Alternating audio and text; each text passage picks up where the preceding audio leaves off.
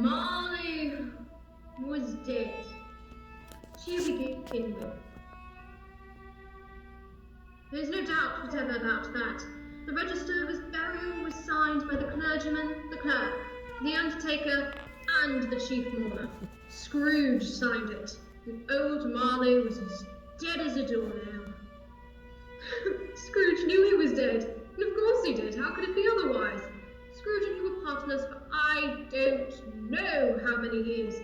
Their firm was known as Scrooge and Marley. He was a tight-fisted hand at the grindstone, Scrooge, a squeezing, wrenching, grasping, scraping, clutching, covetous old sinner, hard and sharp as flint, from which no steel had ever struck out a generous fire. The cold within him froze his old features, nipped his pointed nose, stiffened his cheek, stiffened his gait, made his eyes red, his thin lips blue, and spoke out shrewdly in his grating voice. Once upon a time, of all the good days in the year, on Christmas Eve, old Scrooge sat busy in his counting house. It was cold, bleak, biting weather, foggy withal. The city clocks had only just gone 3. It was quite dark already. It had not been light all day, and candles were flaring in the windows of the neighbouring offices, and fog came pouring in at every chink and keyhole, and was so dense, without the houses opposite were mere phantoms. But the door of Scrooge's counting house was left open, so that he might keep an eye upon his clerk, Bob Cratchit, who was copying letters and trying to warm himself with his candle. A Merry Christmas, Uncle! God save you! A cheerful voice. It was Scrooge's nephew who came upon him so quickly. Bah, humbug! Christmas, a humbug, Uncle. Oh, you don't mean that, I'm sure. I do. Merry Christmas. What right have you to be merry? What reason have you to be merry? You're poor enough. Oh, come then. What right have you to be so dismal? What reason have you to be morose? You're rich enough. Bah, humbug! Don't be cross, Uncle. What else can I be when I live in such a world of fools as this? Merry Christmas, out upon a Merry Christmas. What's Christmas time to you but a time for paying bills without money? A time for finding yourself a year older but not an hour richer? If I could work my will, every idiot who goes about with Merry Christmas on his lips should be boiled in his own pudding and buried with a stake of holly in his heart.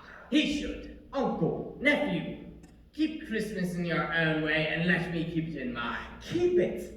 But you don't keep it. Let me leave it alone then. Much good has it done you. Much good will it ever do you. There are many things from which I might have derived good, by which I have not profited, I dare say. Christmas among the rest. But I am sure that I have always thought of Christmas time when it has come round. Oh, Uncle, as a good time. A kind, a forgiving, charitable, pleasant time. The only time I know of in the long calendar of the year, when men and women seem by one consent to open their shut-up hearts freely, and to think of people below them as if they really were fellow passengers to the grave. And therefore, Uncle, though it has never put a scrap of gold or silver in my pocket, I believe that it has done me good, and will do me good. And I say, God bless it! Let me hear another word from you, Bob Cratchit, and you'll keep Christmas by losing your station. You're quite a powerful speaker, nephew. I wonder you don't go to Parliament. Don't be angry, Uncle. Come, dine with us tomorrow. I would see you in hell first. But why? Why? Why did you get married? Because I fell in love. Because you fell in love. Good afternoon. Nay, Uncle. You never came to see me before that happened. So why give it as a reason for not coming now? Good afternoon. I want nothing from you. I ask nothing of you. Why cannot we be friends? Good afternoon. I am sorry with all my heart to find you so resolute. We have never had any court which I have been a party. But I have made the trial in homage to Christmas. And I intend on keeping my Christmas humor to the last. So a Merry Christmas, Uncle. Good afternoon. And a Happy New Year. Good afternoon. Oh, and a Merry Christmas, Mr. Cratchit. Oh, Merry Christmas, sir. There's another fellow, my clerk, with 15 shillings a week, a wife and family, talking about Merry Christmas. I'll retire to bed. Two kindly souls entered and now stood in Scrooge's office. They held books and papers in their hands and bowed to him. The gentleman referred to a list of names on one of the papers he carried. Scrooge and Marley's, I believe. Have we the pleasure of addressing Mr. Scrooge and Mr. Marley? Mr. Marley has been dead these 7 years. He died 7 years ago this very night. You've no doubt his liberality is well represented by his surviving partner. At this festive season of the year, Mr. Scrooge, it is more than usually desirable that we should make some slight provision for the poor and destitute, who suffer greatly at the present time. Many thousands are in want of common necessaries. Hundreds of thousands are in want of common comfort, sir. Are there no prisons? Plenty of prisons. And union workhouses, are they still in operation? They are. Still, I wish I could say they were not. The treadmill and the poorhouse are in full vigor then? Both very busy, sir. Oh, I was afraid from what you said at first that something had occurred to stop them in their useful course. I am very glad to hear it.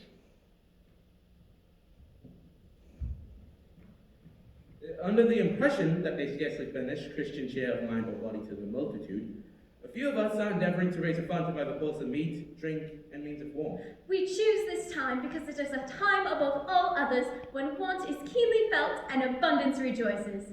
What shall I put you down for? Nothing. You wish to remain anonymous? I wish to be left alone. Since you asked me what I wish, that is my answer. I don't make merry myself at Christmas, and I don't intend to make idle people merry. I help to support the establishments I mentioned. They cost enough, and those who are badly off must go there. But many can't go there, and many would rather die. If they would rather die, they had better do it, and decrease the surplus population. But, sir... It's not my business. It's enough for a man to understand his own business, and not to interfere with other people's. Mine occupies me constantly. Good afternoon. Seeing clearly that it would be useless to pursue their point, the kind souls withdrew. Scrooge resumed his labours with an improved opinion of himself, and in a more facetious temper than was usual with him. Meanwhile, fog and darkness thickened so, the cold became intense. In the main street, the brightness of the shops, where holly, sprigs, and berries crackled in the lamp heat of the windows, made pale faces ruddy as they passed by. The young owner of one such ruddy face stooped down at Scrooge's keyhole to regale him with a Christmas carol, but at the first sound of God bless ye merry gentlemen, may nothing you dismay. Bah, humbug! Scrooge seized the ruler with such energy of action that the singer fled in terror, leaving the keyhole to the fog, an even more congenial frost. Humbug! 5 o'clock. Mr. Cratchit, Yes, Mr. Scrooge. you want all day tomorrow, I suppose, Cratchit? If quite convenient, sir. It's not convenient, and it's not fair. If I were to stop a half-crown for it, you'd think yourself ill-used, I'll be bound. Yet you don't think me ill-used when I pay a full day's wages for no work. It's only once a year, sir. A poor excuse for picking a man's pocket every 25th of December. But still, I suppose you must have the hell there. Be here all the earlier next morning. I will, sir. Ma. Merry- Humbug! Sir! The office was closed in a twinkling. The clerk, with the long ends of his white comforter dangling below his waist, for he boasted no greatcoat, ran home to Camden Town as hard as he could pelt. Scrooge went home for the night. He lived in chambers which had once belonged to his deceased partner, and on arriving, the yard was so dark that even Scrooge, who knew its every stone, was fain to grope with his hands. Now, just the fact that there was nothing at all particular about the knocker on Scrooge's door, except that it was very large. It's also a fact that Scrooge had as little of what is called fancy about him as any man in the city of London. Let it also be borne in mind that Scrooge had not bestowed one thought on Marley since his last mention of his 7 years dead partner that afternoon. And then, let any man explain to me if he can, how it happened. That Scrooge, having his key in the lock of the door, saw the knocker without its undergoing any immediate process of change. Not a knocker, but Marley's face. Marley's face. It had a dismal light about it. It looked at Scrooge as Marley used to look, with ghostly spectacles turned up on his ghostly forehead. Though the eyes were wide open, they were perfectly motionless. Marley? As Scrooge looked fixedly at this horrible phenomenon, it was a knocker again. To say he was not startled would be untrue, but he put his hand upon the key he had relinquished, turned it sturdily, walked in and lighted his candle. He did look cautiously behind the door as if he half expected to be terrified at the sight of Marley's pigtail sticking out into the hall. But there was nothing on the back of the door, except the screws and bolts that held the knocker on. Ah, oh. He closed the door and walked across the hall and up the stairs. Slowly, too, trimming his candle as he went, for it was dark, and darkness is cheap. And Scrooge liked it. But before he shut his heavy door, he walked through his rooms to make sure all was right. He had just enough recollection of the face to desire to do that. Sitting room, bedroom, lumber room, all as they should be. Nobody under the table, or sofa, or bed. Nobody in the closet. No. Good humbug! Quite satisfied, he locked himself in. Double locked himself in, which was not his custom. He put on his dressing gown and slippers and his nightcap and sat down before the fire to take his gruel. As he threw his head back in his chair, his glance happened to rest upon a bell. A disused bell that hung in the room from the highest story of the building. It was with great astonishment and with a strange, inexplicable dread that as he looked, he saw this bell begin to... It swung so softly in the outset that it scarcely made a sound. But soon... What is this humbug? What is that? This humbug still, I won't believe it. It came on through the heavy door and passed into the room before his eyes.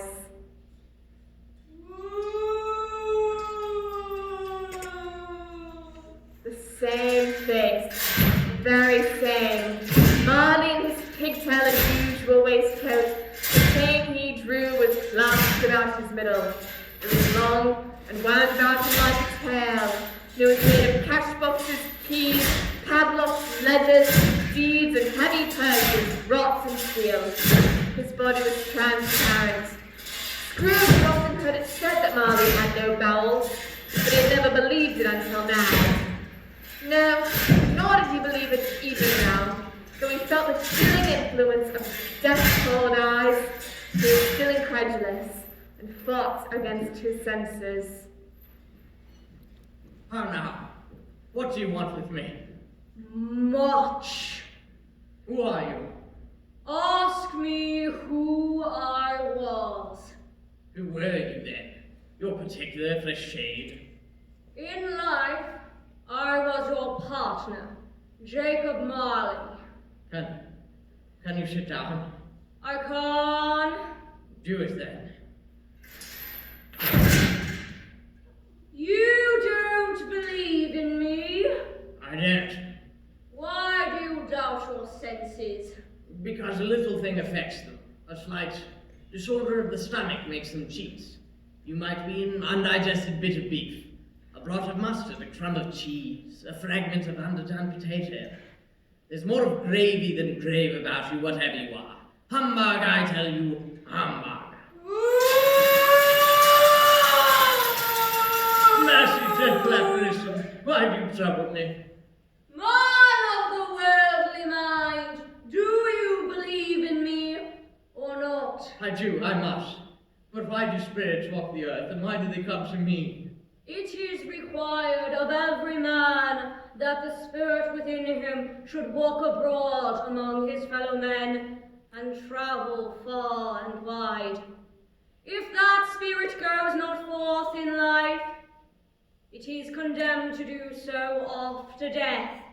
It is doomed to wander the world, woe is me, and witness what it cannot share, but might have shared on earth, and turn to happiness. You are fretted. Tell me why.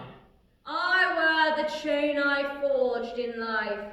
I made it link by link and yard by yard. Is its pattern strange to you? Or would you know the very weight and length of the strong coil you bear yourself? It was as long and heavy as this, 7 Christmas Eves ago. You have labored on it since. It is a ponderous chain. Jacob, oh Jacob Marley, speak comfort to me, Jacob. I have none to give. It comes from other regions, Ebenezer, and is conveyed by other ministers to other kinds of men. Nor may I tell you what I would. A very little more is all permitted to me. I cannot stay, I cannot rest, I cannot linger anywhere. My spirit never walked beyond our counting house. Mark me! In life, my spirit never rove beyond the narrow limits of our money-changing hole, and weary journeys lie before me. 7 years dead and traveling all the time. The whole time! No rest, no peace, incessant torture of remorse, yet no space of regret can make amends for one's life's opportunities misused. Yet such was I. Oh, such was I! But Jacob, you are always a good man of business. Business! Mankind was my business. The common welfare was my business. Charity, mercy, and forbearance were all my business. The dealings of my trade were but a drop of water in the comprehensive ocean of my business. Hear me! My time is nearly gone. I will, but pray don't be hard upon me. How it is I appear to you, in a shape you can see I may not tell. I have sat invisible beside you many and many a day. I am here tonight to warn you that you have but a chance and hope of escaping my fate. A chance and hope of my procuring Ebenezer. You're always a good friend to me. Thank you. You will be visited by 3 spirits. Is that the chance and hope you mentioned, Jacob? It is. I think I'd rather not.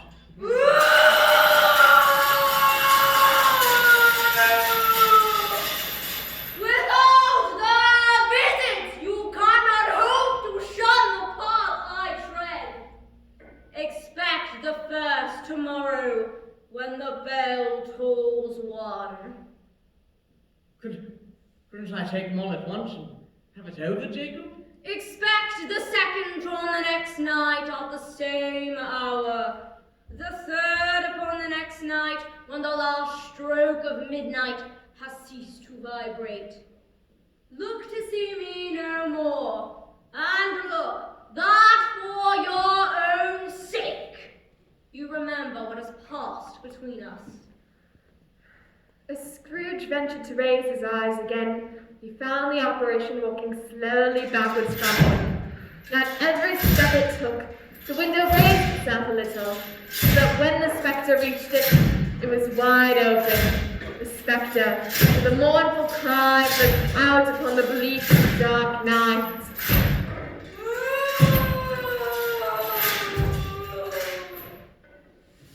Scrooge shut the window, and he went to examine the door by which the ghost had entered. It was double locked, as he had locked it with his own hands, and the bolts were undisturbed. He tried to say, "Humbug," but stopped at the first syllable. and from the emotion he had undergone, or the fatigues of the day, or the lateness of the hour, or his glimpse of the invisible world, or the dull conversation of the ghost, much in need of repose, went to bed without undressing, and fell asleep upon the instant.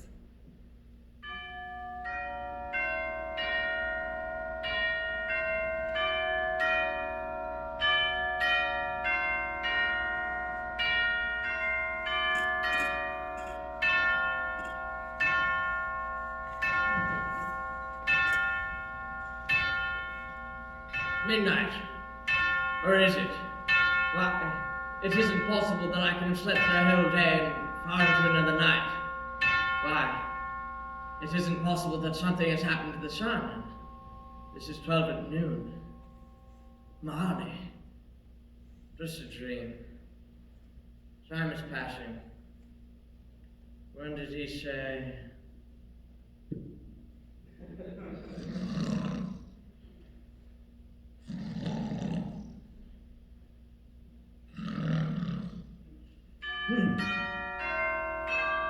A quarter past,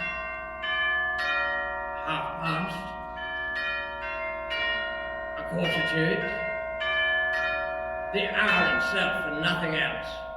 The curtains of Scrooge's bed were drawn aside, I tell you, by a hand, and Scrooge found himself face to face with the unearthly visitor who drew them, as close to it as I am now to you, and I am standing in the spirit at your elbow. It was a strange figure. Its hair, which hung about its neck and down its back, was white, as if with age, and yet the face had not a wrinkle in it. There was the tenderest bloom upon the skin, broad tunic of the purest white, and round its waist was bound a lustrous belt, the sheen of which was beautiful. It held a branch of fresh green holly in its hand, and in singular contradiction of that wintry emblem, had its dress trimmed with summer flowers. But the strangest thing about it was that from the crown of its head there sprung a bright, clear jet of light, by which all this was visible, and which was doubtless the occasion of its using in its duller moments a great extinguisher for a cap, which it held now under its arm. Are you the spirit whose coming was foretold to me? I am. Who are you? I am the ghost of Christmas past. Long past? No, your past. Spirit, would you cover yourself with your cap? I have a strange desire. What? Would you so soon put out with worldly hands the light I give? Is it not enough that you are one of those whose passions made this cap, and forced me through whole trains of years to write low upon my brow? No, Spirit, I had no intention to offend, nor do I have any knowledge of having willfully bonneted you at any point in my life. Please, Spirit, what business has brought you here? Your welfare. I am much obliged, but I cannot help thinking a night of unbroken rest would have been more conducive to that end. Your reclamation, then. Take heed. The spirit put out its ethereal hand as it spoke, and clasped Scrooge gently by the arm. Rise, and walk with me. Scrooge rose, but lightly clad in his slippers, dressing gown, and nightcap. But finding that the spirit made towards the window, he clasped his robe in supplication. I am also liable to fall. Bear but a touch of my hand, there, upon your heart, and you shall be upheld in more than this. As the words were spoken, they passed through the wall and stood upon an open country road, with fields on either hand. The city had entirely vanished. Not a vestige of it was to be seen. The darkness and the mist had vanished with it. It was a clear, cold winter day, with snow upon the ground. Good heaven. I was bred in this place. I was a boy here. Your lip is trembling, and what is that upon your cheek? A pimple. Oh, Spirit, lead me where you will. You recollect the way? Remember it. I can walk it blindfold. Strange to have forgotten it for so many years. Let us go on. They walked along the road, Scrooge recognizing every gate and post and tree, until the little market town appeared in the distance, with its bridge, its church, and winding river. Some shaggy ponies now were seen trotting towards them, with boys upon their backs, who called to other boys in country gigs and carts, driven by farmers. These are but shadows of the things that have been. They have no consciousness of us. I know these boys. Such wonderful boys. It was the Christmas holiday. The school is not quite deserted. A solitary child, neglected by his friends, is left there still. I know. They left the highroad by a well-remembered lane, and soon approached a mansion of dull red brick. It was a large house, but one of broken fortunes. They went, the ghost and Scrooge, across the hall to a door at the back of the house, which opened before them and disclosed a long, bare, melancholy room. At a desk, a lonely boy sat reading near a feeble fire, and Scrooge sat down upon a form and wept to see his poor, forgotten self as he used to be. The spirit touched him on the arm and pointed to his younger self, intent upon his reading. Suddenly, a man in foreign garments, wonderfully frail and distinct to look at, stood outside the window. Why, Charlie Brown! It's dear old honest Charlie Brown! Yes, I know. One Christmas time when yonder solitary child was left here reading all alone, he did come, just like that. And there's Robin Crusoe when he came home again after sailing round the island. And there goes Friday running to the little creek. Hello, yeah, whoop, halloo! Oh boy. Oh boy. I wish, but it's too late now. What is the matter? There was a little boy singing a Christmas carol at my door last night. I should like to have given him something to hold. Let us see another Christmas. Scrooge's former self grew larger at the words, and the room became a little darker and more dirty. He was not reading now, but walking up and down despairingly. Scrooge glanced towards the ghost, and with a mournful shaking of his head, looked anxiously towards the door. Dear brother, I've come to bring you home, dear brother. To bring you home. Home, little fan. Yes, home for good and all. Home forever and ever. Father is so much kinder than he used to be. That home's like heaven. He spoke so gently to me one day night when I was going to bed that I was no longer afraid to ask him once more if he might come home. And he said, yes, you should, and sent me in a coach to bring you. And you're to be a man and to never come back here.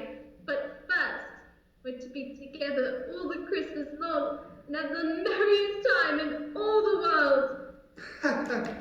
You are quite one, little fan. Always a delicate creature, whom a breath might have withered. But she had a large heart. So she had. Right, I will not gainsay its faith. She died a woman and had, as I think, children. One child. True, your nephew. Yes. Although they had but that moment left the school behind them, they were now in the busy thoroughfares of a city. And yet it was Christmas time, but it was evening, and the streets were lighted up. Do you know this warehouse? Know it? Was I apprenticed here? They went in, at the sight of an old gentleman in a Welsh wig sitting behind such a high desk that if he had been but 2 inches taller, he must have knocked his head against the ceiling. Why, it's old Fezziwig. Bless his heart, it's Fezziwig alive again.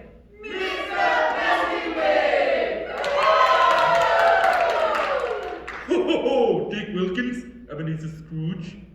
Dick Wilkins, to be sure. Bless me, yes, there he is. Poor Dick. Dear. Oh, my boys, no more work tonight. Christmas Eve, Dick. Christmas, Ebenezer. Let's have those shutters up before a man can say Jack Robinson.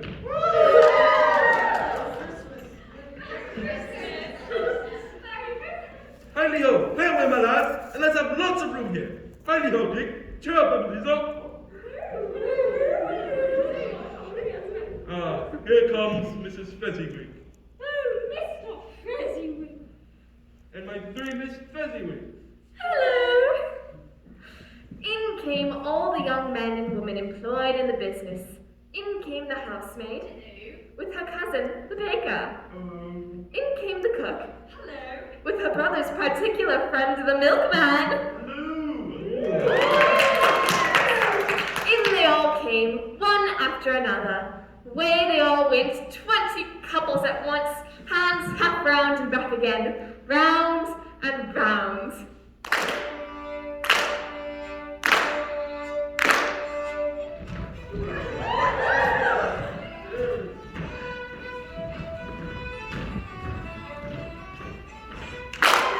Well done! More dances!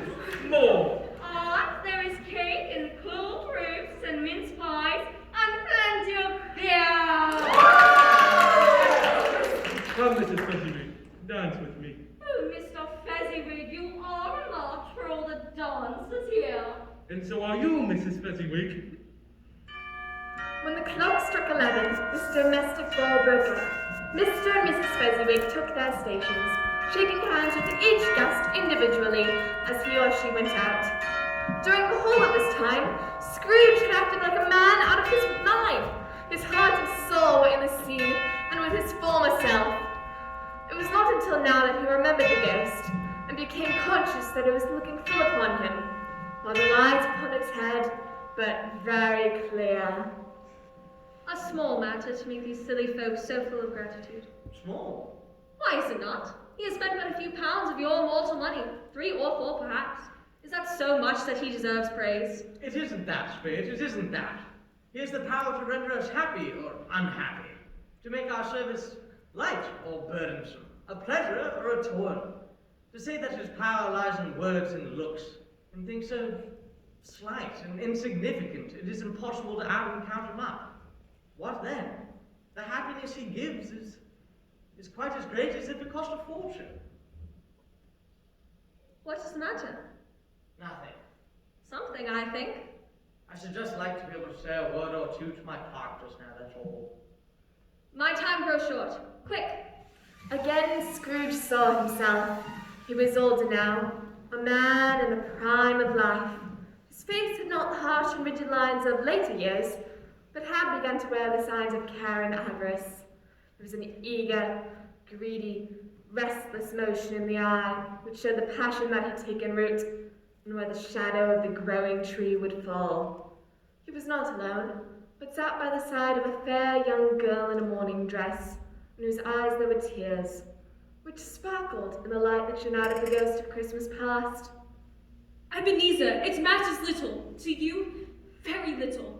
Another idol has displaced me, and if it can cheer and comfort you in time to come, as I would have tried to do, I have no just cause to grieve. What idol has displaced you? A golden one. This is the even-handed dealing of the world. There is nothing on which it is so hard as poverty, and nothing which it professes to condemn more than the pursuit of wealth. You fear the world too much. All your other hopes have merged together into the hope of being beyond the chance of its sordid reproach. I have seen your nobler aspirations fall off one by one, until the master passion gain engrosses you, have I not? What then? Even if I'm grown so much wiser, what then? I'm not changed towards you. Am Our contract is no one. It was made when we were both poor and content to be so, until, in good season, we could improve our worldly fortune by a patient industry. You are changed. When it was made, you were another man. I was a boy. Your own feeling tells you that you are not what you are. I am that which, when we are one at heart, is fraught with misery now that we are two. How often, how keenly I have thought of this, I will not say, but it is enough that I can release you. Have I ever sought release? In words? No, never. In what then? In a changed nature, and an altered spirit, in another atmosphere of life, in another hope as its great end, in everything that made my love any worth or value in your sight. But this had never been between the two of us. Tell me, would you seek me out and try to win me now? No. You think not? I would gladly think otherwise if I could. Heaven knows when I have learned a truth like this, I know how strong and irresistible it must be. But if you were free today, tomorrow, Yesterday, could I even believe that you would choose a dowerless girl, you who in your very confidence weigh everything by gain? Or if choosing her for a moment, you would be false enough to go against your own guiding principle? Do I not know that your repentance and regret would surely follow? I do, and I release you with a full heart for the love of him that you once were. You may, the memory of what is past half makes me hope you will have pain in this, a very, very brief time, and you will dismiss the recollection of this unprofitable dream. May you be happy in the life that you have chosen.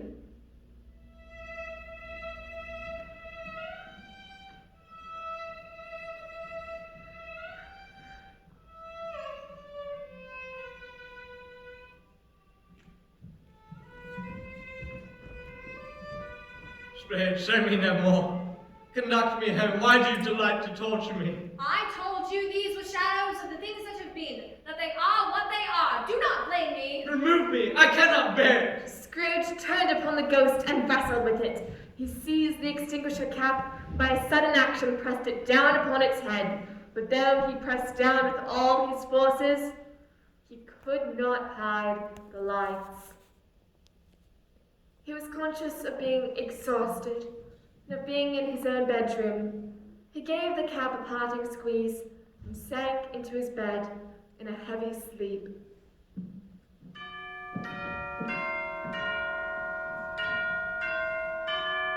Where are you, ghost? There should be another one of you, isn't there? Yet nothing came. There was a ruddy light which streamed upon the bed when the clock proclaimed the hour.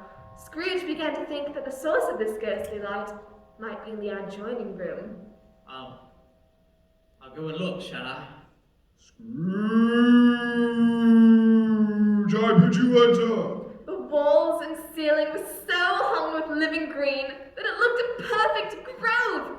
Crisp leaves of holly, mistletoe, and ivy reflected back the light, and such a mighty blaze went roaring up the chimney. Heaped upon the floor to form a kind of throne were turkeys, geese, poultry, long wreaths of sausages, apples, oranges, plum puddings, and seething bowls of punch. In easy state upon this couch there sat a jolly giant who bore a glowing torch. Come in, know me better, man. I am the ghost Christmas present. Look upon me. Never seen the like of me before. Never. I've never walked forth with the younger members of my family, meaning my elder brothers born in these later years. I don't think I have. I'm afraid I have not. Have you had many brothers, Spirit? More than 1,800. A tremendous family to provide for. Spirit, conduct me where you will. I went forth last night on compulsion, and I learnt a lesson which is working now. Tonight, if you have aught to teach me, let me profit by it. Touch my robe. Scrooge grabbed hold of the spirit's simple green garment, which was bordered with white fur. At a doorway, the spirit stopped and stooped to bless Bob Cratchit's dwelling with the sprinkling of its torch. Do you know this house? It is the home of my clerk. Let us listen in. Belinda, help me set the table here. Peter, don't mix your shirt and the potatoes. Oh, Mother, I can smell the goose. It's all for us. Oh, Peter, don't you look handsome in Father's shirt? Belinda, help Mother now. Calm you down now. And what has ever got your precious father then? And your brother, Tiny Tim? And Martha weren't just late last Christmas Day by half an hour. Here's Martha, Mother. Here's Martha, Mother. Hurrah, there's such a goose, Martha. Why, bless your heart alive, my dear, how late you are. We had a great deal of work to finish up last night at the shop, and had to clear away this morning, Mother. Well, never mind so long as ye are come. Sit ye down before the fire, my dear, and have a warm. Lord bless you. No, there's Martha coming. Hi, Martha, hi. All right.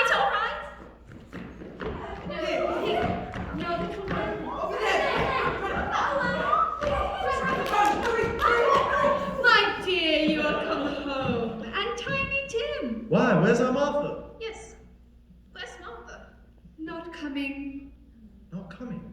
Not coming Not coming upon Christmas Day. on Christmas Day. Oh, Father, here I am. Oh, Tim, come on, I've got to show you the pudding. And Tim behave at church? As good as gold and better. Somehow he gets so thoughtful sitting by himself so much and thinks of the strangest things you've ever heard. He told me coming home from the church that he hoped people saw him because he's a cripple, and it might be pleasant of them to remember upon Christmas Day who made lame beggars walk and blind men see. And, my dears, you know, Tiny Tim is growing strong and heartily. Ah, did you see the pudding, Tim? Yes, Father. Best fetch the goose, Peter. Hurrah! Why, Mrs. Cratchit, I don't believe I've ever seen such a goose cooked. And this pudding, Mother, I regard it as the greatest success you have achieved since our marriage. Well, that is a weight off my mind. I do confess I had my doubts about the quantity of flour. Sit, everyone. Tiny Tim here next to me, and Mrs. Cratchit here. And let us toast. A Merry Christmas to us all. God bless us. God bless us! God bless us, everyone. Tiny Tim sat very close to his father's side upon his little stool, and Bob held his withered little hand in his, as if he loved the child, and wished to keep him by his side, and dreaded that he might ever be taken from him. Strict, tell me if Tiny Tim will live. I see a vacant seat in a poor chimney corner, and a crutch of Fatinona carefully preserved. If these shadows remain unaltered by the future, the child will die. No, kind Strict, say he will be spared. If these shadows remain unaltered by the future, none other than my race will find him here. What then? If he'd like to die, he'd better do it, and decrease surplus population. Man, if man you be in wants, not to doubt it. Prepare that wicked count until you find what the surplus is and where it is. Will you decide what men shall live and what men shall die? Maybe that in the sight of heaven, you're more worthless and less fit to live than millions like this poor man's child. Mr. Scrooge, I give you Mr. Scrooge, the founder of the feast. The founder of the feast, indeed. I wish I had him here. I'd know a piece of my mind to feast upon, and I hope he'd have good appetite for it. My dear, the children, Christmas Day. It should be Christmas Day, I am sure, on which one drinks the health of such an odious, stingy, hard, unfeeling man as Mr. Scrooge. You know he is, Robert. Nobody knows it better than you do, poor fellow. My dear, Christmas Day. I'll drink his health for your sake, and the day's not for his. Long life to him. A Merry Christmas and a Happy New Year. He shall be very merry and very happy, I have no doubt. Bless you, my dear. Now then, let us be as merry as before. 10 times merrier. Hey, Tim? Hurrah!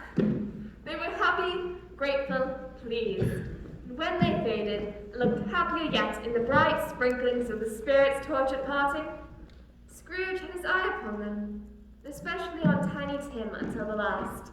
By this time, it was getting dark and snowing pretty heavily. The spirit did not tarry here, but bade Scrooge hold his rib.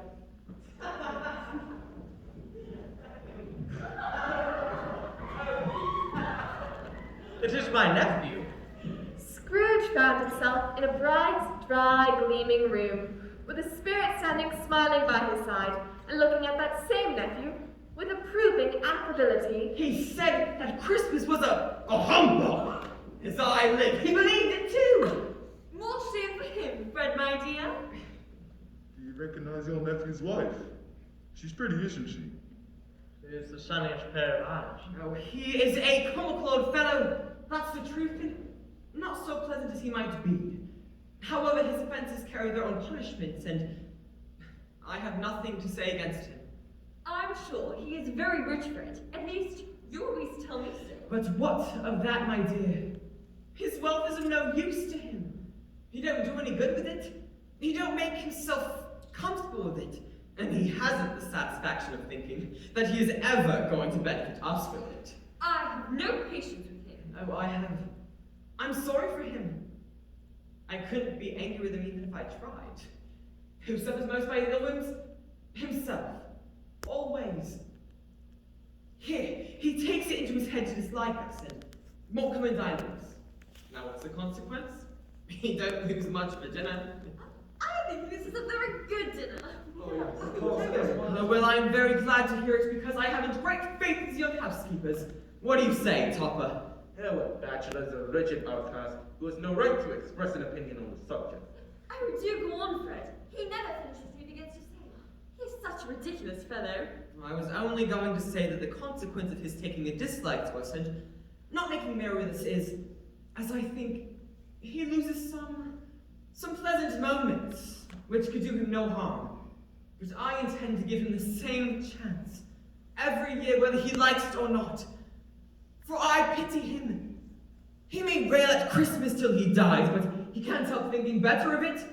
I defy him if he finds me going there in good temper year after year and saying, Uncle Scrooge, how are you? If that only leaves him in the vein to leave his poor Clec £50, that's something. And I think I shook him yesterday. Oh, but no more on that. We are meant to be merrymaking. Now again! It's time to part. No, Spirit, here's a new game. They're such a jolly group, Spirit. 1 half hour, only one. It's yes or no. I think of something, and you must find out what by asking questions.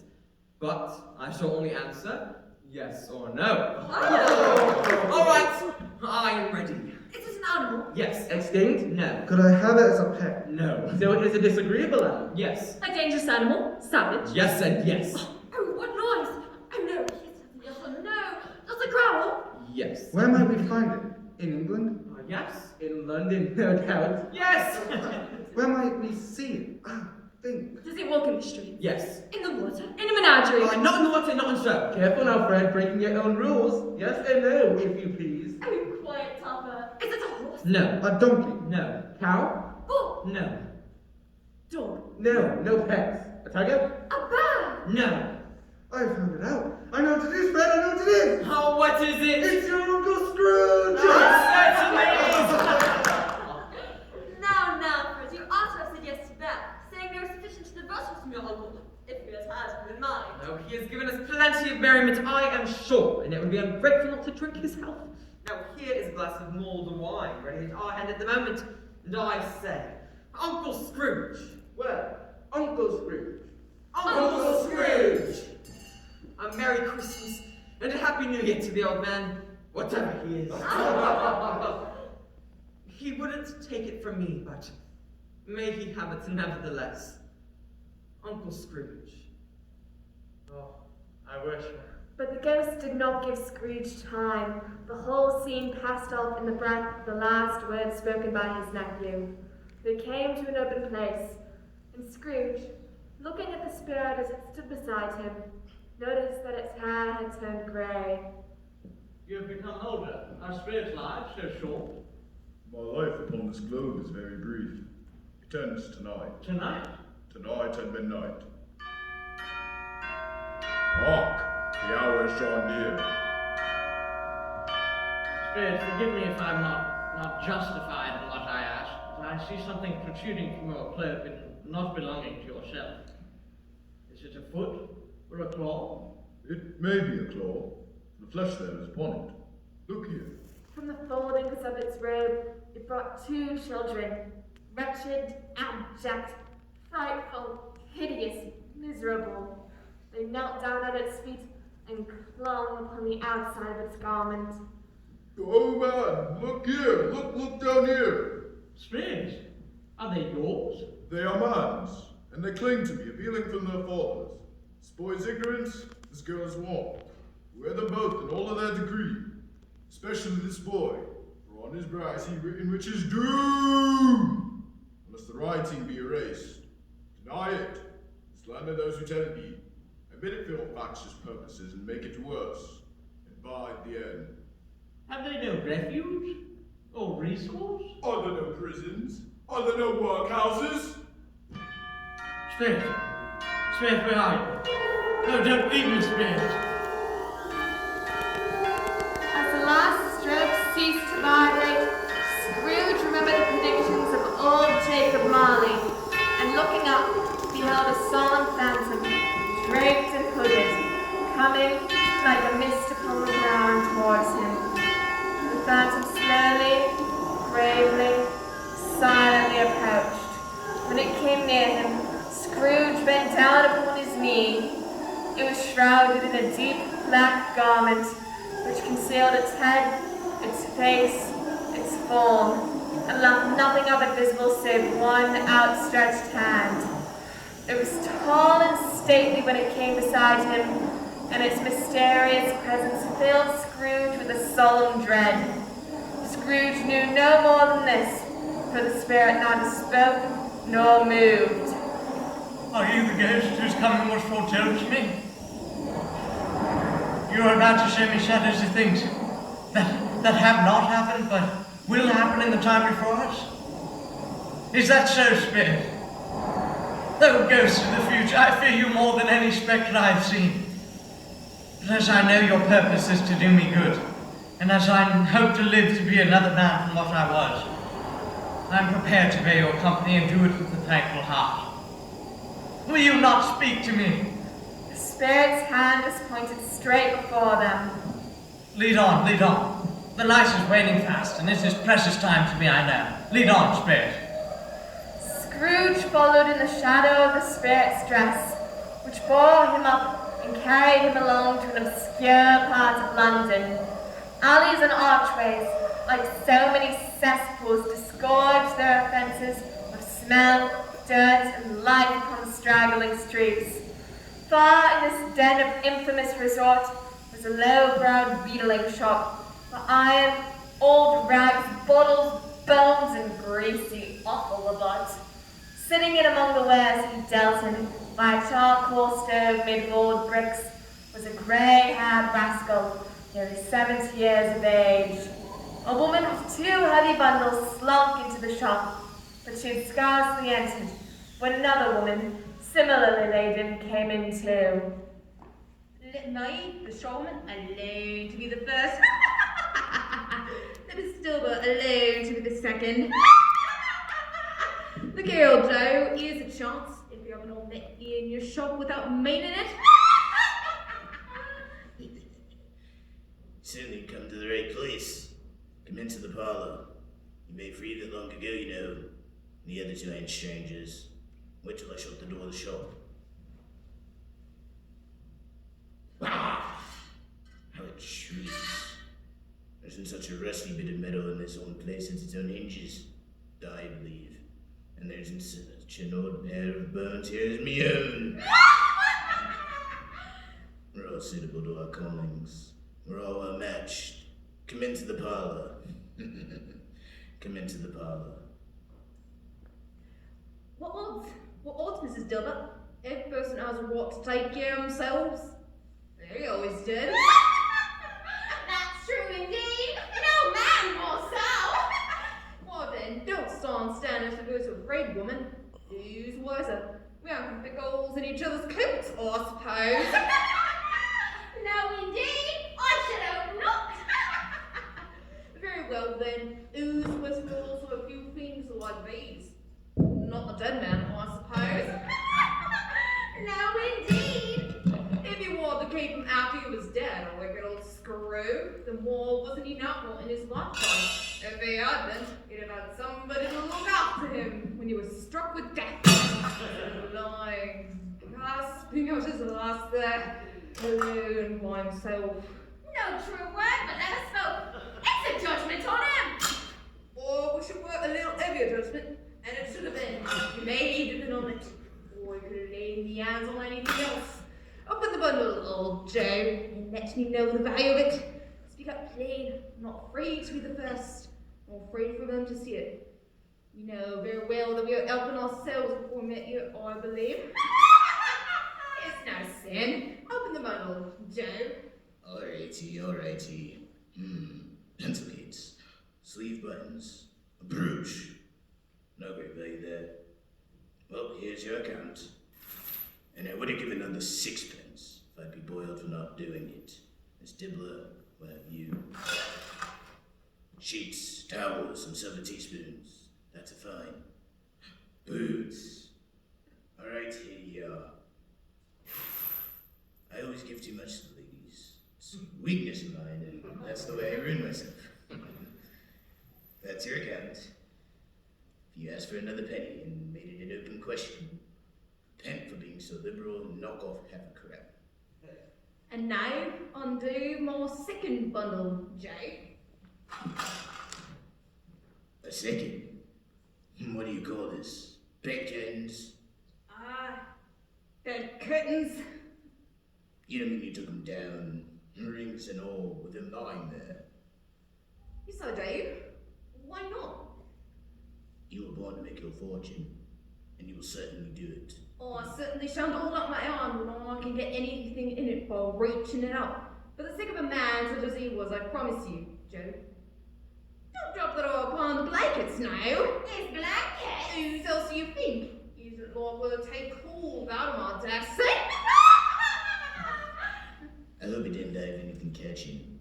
There. Don't you be afraid of that. You may look through that shirt to your always ache, but you won't find a hole in it, nor threadbare place. It's the best day had. And a fine one too. They'd have wasted it if it hadn't been for me. What do you call wasting of it? Putting it on to be valued in, to be sure. Somebody was put up to it, but I took it off again. You can't look uglier than he did in that one. Now, give me what you owe. This is the end of it, you see? You've brought everyone away from him who was alive to profit us when he was dead. Spirit, I see. The case of this unhappy man might be my own. My life turns that way now. Merciful heaven, what is this? He recoiled in terror, for the scene had changed, and on a bed there lay a body of a man covered up, plundered and bereft, uncared for. Scrooge looked to the phantom. Its steady hand was pointed to the man's head, but Scrooge had no power to withdraw the cover. This is a fearful place. Let us go. Don't point. I know what it is you would ask of me, and I would look if I could. If there is any person in this town who feels emotion caused by this man's death, show him to me, Spirit. Let me see some tenderness connected with the death. The spirit spread its dark robe before Scrooge for a moment like a wing, and withdrawing it, revealed poor Bob Cratchit's house, the dwelling he had visited before, and found the mother and children seated round the fire. Quiet. Very quiet. Little Belinda was as still as a statue in one corner, and sat looking up at Peter, who had a book before him and was reading from it. The mother and Martha were engaged in sewing, but surely they were very quiet. And they took the child and set him in the midst of them. I can't go on sewing. The colour hurts my eyes. It makes them weak by candlelight, and I wouldn't show weak eyes to your father when he comes home from the world. It must be near his time. Past it, rather. I think I've seen Father walk a bit slower than he used to these past few evenings, Mother. I have known him walk with Tiny Tim upon his shoulder very fast indeed. So have I, often. And so have I. But he was very light to carry, and his father loved him so that it was no trouble. No trouble. And there's your father at the door. Hello, Father. Oh, How Father, I are can you? take your scarf. What is he? Look at you all. Look at your hard work, darlings. Such wonderful stitching. You'll be done long before Sunday. Sunday? You went today then, Robert? Yes, my dear. I wish you could have gone. It would have done you good to see how great a place it is. But you'll see it often. I promised him that I would go there on Sunday. My little child. My little child. Oh, my dear. Forgive me. Forgive me. I have news. News I meant to share. I met Mr. Scrooge's nephew in the street. Looking a little down, you know, he asked after us, and I told him. He said, "Heartily sorry for it, Mr. Cratchit, and heartily sorry for your good wife." By the by, how he ever knew, I do not know. Knew what, my dear? Why, that you're a good wife. Why, everybody knows that. Very well observed, my girl. I hope they do. Heartily sorry, he said, for your good wife. If I can be of any service to you, pray come to me. It really seemed as if he knew our Tiny Tim and felt with us. I'm sure he's a good soul. I shouldn't be all surprised. What could I say if he got Peter a better situation? And then Peter will be setting up for himself and keeping company with someone. Get along with you. One of these days, though there is plenty of time for that. But however and whenever we part from one another, I'm sure none of us shall forget poor Tiny Tim, shall we? This first parting that there was among us. But when we recollect how patient and mild he was, we shall not quarrel easily among ourselves and forget poor Tiny Tim in doing it. Oh, Father, no, of course not. I'm very happy. I'm very happy.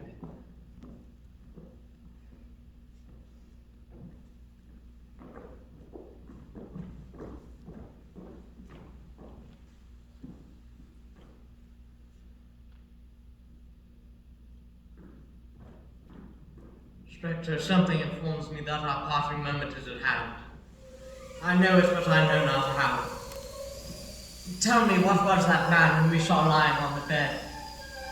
The ghost of Christmas yet to come conveyed him to a churchyard. The spirit walked among the graves and pointed down to one. Scrooge advanced towards it trembling. Before I draw near to that stone to which you point, answer me one question. Are these the shadows of things that will be, or are they the shadows of things that may be only? Men's courses will foreshadow certain ends to which, if persevered in, they must lead. But if the courses be departed from, the ends will change. Say it thus with what you show me. Scrooge looked at the phantom. With steady hands immovable as ever, Scrooge crept towards the grave trembling, and read upon the stone of the neglected grave his own name, Ebenezer Scrooge. Am I that man who lay upon the bed? Oh no, Spirit, hear me. I am not the man I was. I am not the man I must have been but for this intercourse. Why show me this if I am past all hope? For the first time, the hand appeared to shake. Good Spirit, your nature intercedes for me and pities me. Assure me that I may change these shadows you have shown me by an altered life. The kind hand trembled. I will honor Christmas in my heart and try to keep it all the year. I will live in the past, the present, and the future. The spirits of all three shall strive within me, and I will not shut out the lessons they teach. Oh, tell me I may sponge away the writing on this stone. In his agony and desperation, he reached for the spectral hand. The spirit, however, shrunk, collapsed, and dwindled down into a bedpost.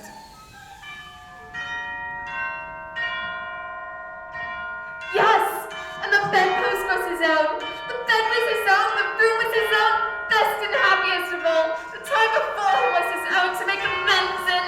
Oh, Jacob Marley, heaven in the Christmas time be praised for this. I say it on my knees, oh Jacob, on my knees. Ah, the curtains, they are not torn down. Rings and all, they are here. I am here. The shadows of the things that would have been may be dispelled. They will be, I know they will. I don't know what to do. I'm light as a feather, I'm happy as an angel, I'm merry as a schoolboy, I'm giddy as a drunken man. A Merry Christmas to everybody, a Happy New Year to all the world. Hello, Yahoo, hello. It's all right, it's all true, it all happened. I don't know what day of the month it is. I don't know how long I've been in monthly spirits. I don't know anything. I'm quite a baby. Never mind, I don't care. I'd rather be a baby. Hello, Yahoo, hello! Glorious, hello! What's today? You there, eh? What's today, my fine fellow? Today? Why, it's Christmas Day. It's Christmas Day, I haven't missed it. The spirits have done it all in one night. If they can do anything they like, of course they can, of course they can. Hello, my fine fellow! Hello! Do you know the porter is in the next street but one at the corner? I said I did. What an intelligent boy. Do you know whether they sold the prize turkey that was hanging out there? Not the little prize turkey, the big one! What? You mean the one as big as me? What a delightful boy, it was a pleasure to talk to him. Yes, my buy! It's hanging there now. Is it? Go and buy it. Okay. No, I'm in earnest. Go and buy it and come back with the man and I'll give you a shilling. Come back with him in less than 5 minutes and I'll give you half a crown. The boy was off like a shot. I'll send it to Bob Cratchit's. He shot me who sent it. It's twice the size of Tiny Tim. After sending off the turkey, Scrooge dressed himself all in his best, and at last got out into the street. He had not gone far, when coming on towards him, he beheld the two kindly souls who had come into his office the day before and said, "Scrooge Marley's, I believe?" My dear sir, ma'am, how do you do? I hope you succeeded yesterday. It was very kind of you. A Merry Christmas to you. Mr. Scrooge? Yes, that is my name, and I fear it may not be pleasant to you. Allow me to ask your pardon, and will you do me the goodness? Bless me, my dear Mr. Scrooge! Are you serious? If you please, and not a farthing less. There are a great many back payments included in it, I assure you. Will you do me that favor? My dear sir, I do not know what Don't to say. say anything, please. Come and see me. Will you come and see me? We will, sir. Merry Christmas! Ah, thank you. I thank you 50 times. Bless you. A Merry Christmas to you. Scrooge went to church and walked about the streets, and found that everything could yield him pleasure. In the afternoon, he turned his steps towards his nephew's house. He walked past the door a dozen times before he had the courage to go up and knock, but he made a dash and did it. A maid let him in, and he walked to the dining room and sidled his face round the door. Fred and his wife were sitting at the table, looking out at it spread out in great array. Fred? Why, bless my soul, who's that? It's I, your Uncle Scrooge. I've come to dinner. Will you let me in, Fred? Let you in? Oh, it would be a mercy if I don't shake your arm off. Scrooge was at home in 5 minutes. Nothing could be heartier.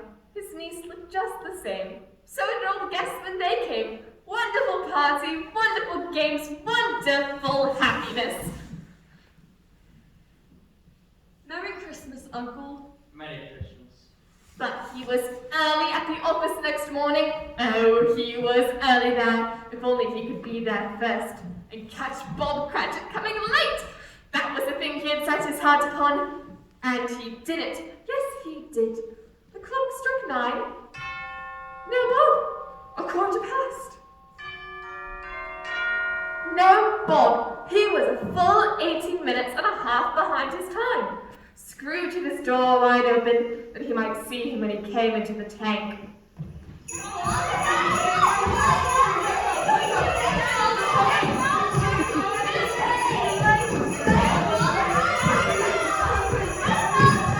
He was on his stool in a jiffy, driving away with his pen as if he was trying to overtake 9 o'clock. Hello, what do you mean by coming here at this time of day? I'm very sorry, sir. I'm behind my time. You are? Yes, I think you are. Step this way, if you please. It's only once a year, sir. It shall not be repeated. I was making rather merry yesterday. Now, I'll tell you what, my friend. I'm not going to stand for this sort of thing any longer. And therefore... and therefore, I'm about to raise your salary. What? A Merry Christmas, Bob. A merrier Christmas, Bob, my good fellow, than I have given you for many a year. I'll raise your salary and endeavour to assist your struggling family. And we'll discuss your affairs this very afternoon over a Christmas bowl of smoking bishop, Bob. Now make up the fires and buy another coal scuttle before you dot another I, Bob Cratchit. Scrooge was better than his word. He did it all and infinitely more. And to Tiny Tim, who did not die, he was a second father. He became as good a friend, as good a master, and even as good a man as the good old city knew, or any other good old city, town, or borough in the good old world.